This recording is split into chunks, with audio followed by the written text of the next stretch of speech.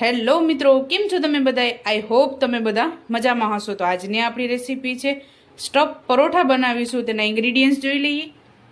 તો 4 ચમચી આપણે મેંદાનો લોટ લીધેલો છે, 1 કપ ઘઉંનો લોટ, ગાજર, વેજ મેયોનીઝ, ચીલી ફ્લેક્સ, વેજીટેબલમાં આપણે કોબી, 1 લીલું મરચું, ચીઝ ક્યુબ, પનીર અને બાફેલા બટેકા લીધેલા છે, કોથમરી, આમચૂર પાવડર, બ્લેક પેપર, કસ્તુરી મેથી, સ્વાદ અનુસાર મીઠું, ચાટ મસાલો અને કશ્મીરી મરચું લીધેલું છે. તો ચાલો રેસીપી સ્ટાર્ટ કરીએ. સૌપ્રથમ આપણે લોટ બાંધીશું. સૌપ્રથમ આપણે ઘઉંનો લોટ એડ કરશું. આને મેં 4 ઇંચ લીધેલો છે. આપણે મેંદાનો લોટ 4 ચમચી એડ કરશું. તમે ખાલી ઘઉંનો લોટ પણ યુઝ કરી શકો છો. સ્વાદ અનુસાર મીઠું એડ કરશું.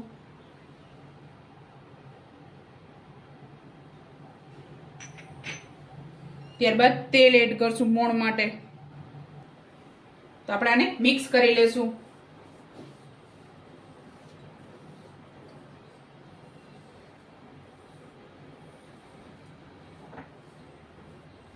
તો આપણે જરૂર અનુસાર પાણી એડ કરી અને આનો આપણે ઢીલો લોટ બાંધશું. કઠણ લોટ નથી બાંધવાનો, કારણ કે કોઈ પણ આપણે સ્ટફ પરોઠા બનાવીએ તો લોટ આપણે ઢીલો જ રાખવાનો છે. કઠણ લોટ રાખશું તો સ્ટફિંગ બહાર આવી જશે. આલુ તો આપણે લોટ બાંધી લીધો છે. તો આને 10 મિનિટ રેસ્ટ આપીશું. ત્યાં સુધી આપણે સ્ટફિંગ બનાવી લેશું.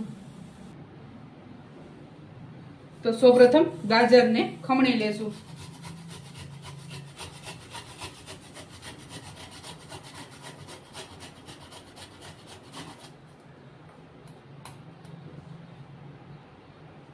ત્યારબાદ આપણે બટેકું ખમણી લેશું. બાફેલું બટેકું આપણે ઠંડુ કરી લેવાનું છે.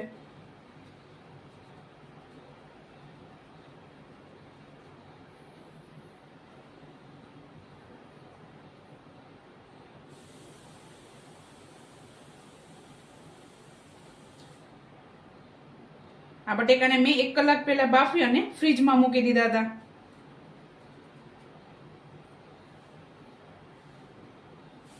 તો આપણે મીડિયમ સાઈઝનું બટેકું લીધેલું છે.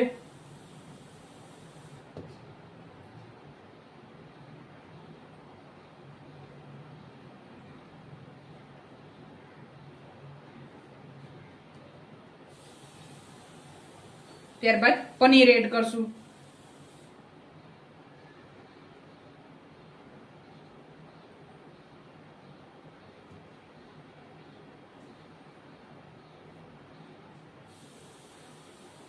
પનીર હેલ્થ માટે પણ ખૂબ જ ઉપયોગી છે.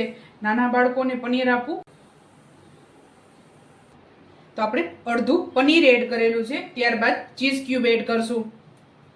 પનીર હેલ્થ માટે પણ ખૂબ જ જરૂરી છે અને નાના બાળકોને પનીર આપવું ખૂબ જ જરૂરી છે. તો આ પરોઠા તમે એને લંચ બોક્સમાં પણ આપી શકો છો.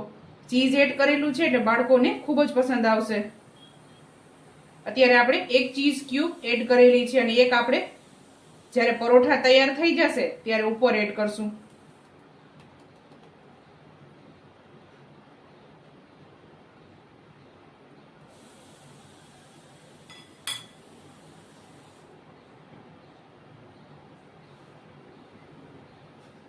ત્યારબાદ 1 લીલું મોરું મરચું લીધેલું છે મેં. ત્યારબાદ પત્તા ગોબી, એને મેં એકદમ ઝીણી કટિંગ કરી લીધી છે. ત્યારબાદ કોથમરી. તમે પાલક પણ આમાં એડ કરી શકો છો. એકદમ ઝીણી કટિંગ કરી અને પાલક પણ એડ કરી શકો છો. પાલક જો આમાં એડ ન કરવી હોય તો આપણે લોટ બાંધીએ ત્યારે એની પ્યુરી કરી અને એનો લોટ પણ તમે બાંધી શકો છો. તો કોથમરી, ત્યારબાદ આમચૂર પાવડર તમે છે. અને નાના બાળકો પાલક ખાવાનું પસંદ નથી કરતા એટલે આપણે આ રીતે રોટલીમાં તેને બાંધી અને આપીએ તો હેલ્થ માટે ખૂબ જ ફાયદો કરે છે. ત્યારબાદ કસૂરી મેથી એડ કરશું.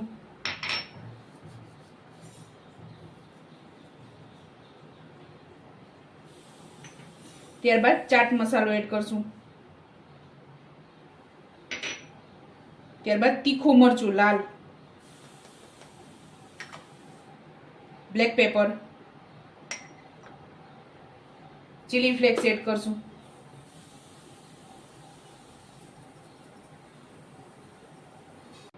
ચીઝમાં પણ રહેલું હોય છે અને લોટ બાંધતી વખતે પણ આપણે એડ કરેલું છે, એટલે સ્વાદ અનુસાર જ આપણે આમાં મીઠું એડ કરવાનું છે. તો આપણે આને મિક્સ કરી લેશું.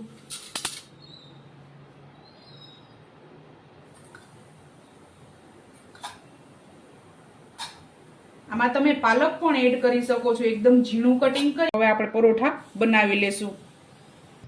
તો હવે આપણે પરોઠા બનાવી લેશું. લોટ પણ એકદમ સરસ આપણો તૈયાર થઈ ગયો છે. મેં અહીંયા ઘઉંનો લોટ અને મેંદાનો લોટ બંને મિક્સ કરેલા છે.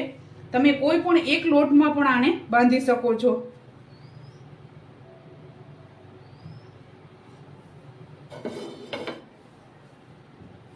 મેં તવી ગરમ મૂકી દીધી છે.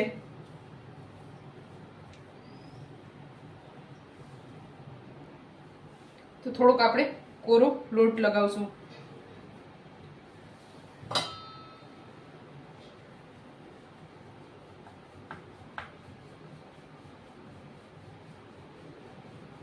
રોટલી આપણે એકદમ પતલી બનાવવાની છે આની. તો આપણે આ રીતે મોટી અને પાતળી રોટલી બનાવવાની છે. ત્યારબાદ આપણે આ સ્ટફિંગ એડ કરશું.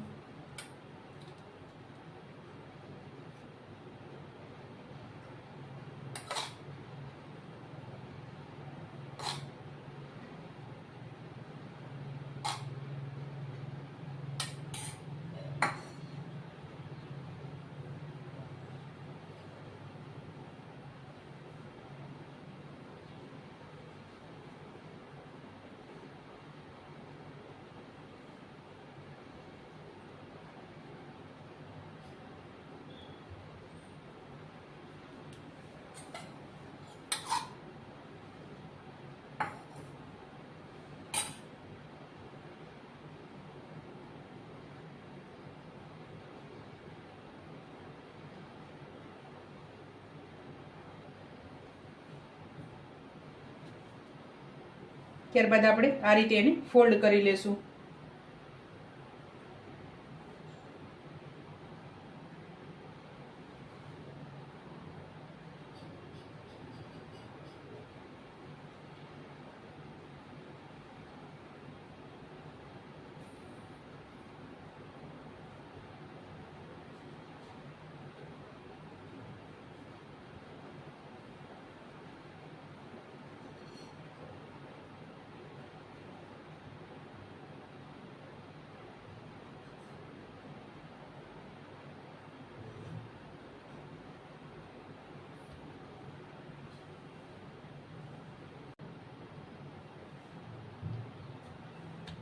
હવે એકદમ હળવા હાથે આપણે આને વણી લેશું.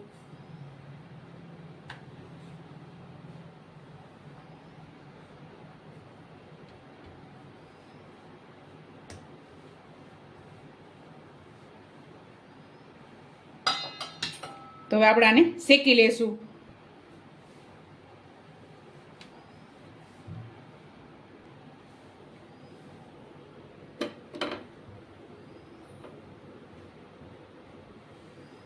ગેસને આપણે મીડિયમ રાખવાનો છે.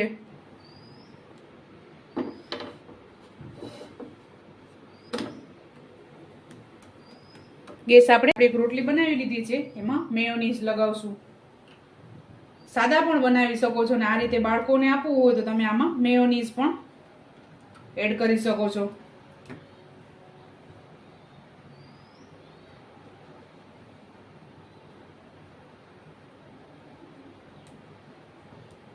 શેજવાન ચટણી પણ તમે આમાં યુઝમાં લઈ શકો છો.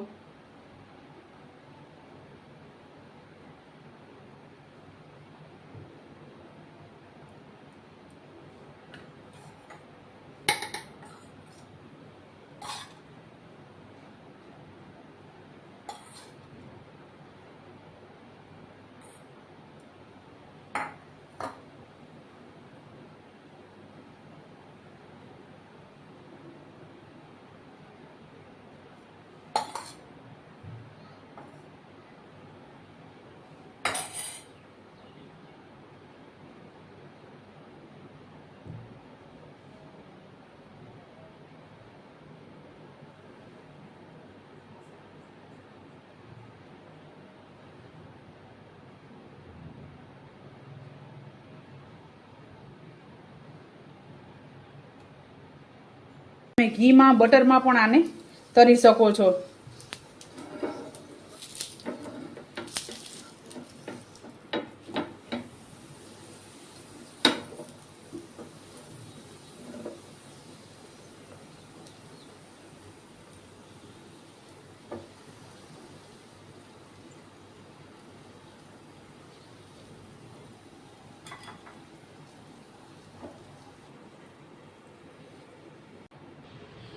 તો ચાલો મિત્રો, તૈયાર છે આપણા ગરમા ગરમ સ્ટફ પરાઠા. તમે પણ આ જ રીતે બનાવજો અને મને યાદ કરજો. મારા વિડીયોને લાઈક, શેર અને સબસ્ક્રાઈબ કરવાનું ભૂલતા નહીં. તો ચાલો મળીએ નેક્સ્ટ વિડીયોમાં.